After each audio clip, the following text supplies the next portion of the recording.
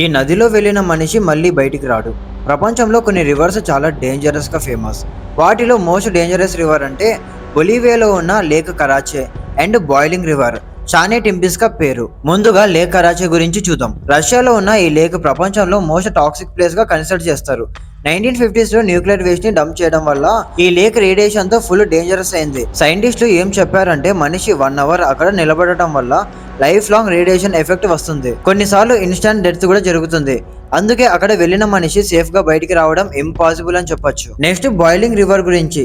ఈ నదిలో ఉన్న వాటర్ నార్మల్ గా 50 నుంచి 90 డిగ్రీ సెల్సియస్ హీట్ ఉంటుంది. కొన్ని ప్లేసెస్ లో వాటర్ బాయిలింగ్ పాయింట్ దగ్గర ఉంటుంది. అక్కడ ఉన్న ట్రైబల్ పీపుల్ ఏం చెప్పారంటే అక్కడ యాక్సిడెంటల్లీ అనిమల్స్ పడితే వెంటనే బాయిల్ అయ్యి చనిపోతాయి. మనిషి అక్కడ పడితే సర్వైవల్ ఛాన్స్ 0. ఇది మాత్రమే కాదు, కాంగోలో ఉన్న కాంగో రివర్ కూడా చాలా డేంజరస్. డెప్త్ అండ్ కరెంట్ చాలా హైగా ఉంటాయి. అక్కడ పడిన మనిషిని వాటర్ ప్రెషర్ వీర్ పూల్స్ ఇన్స్టాంట్ గా డ్రాగ్ చేస్తాయి. సో నిజంగా చెప్పాలంటే ప్రపంచంలో కొన్ని రివర్స్ కి బ్యూటిఫుల్ వ్యూ ఉండొచ్చు, కానీ సర్వైవల్ ఛాన్స్ 0. అందుకే వాటిని మోస్ట్ డేంజరస్ రివర్స్ అని పిలుస్తారు.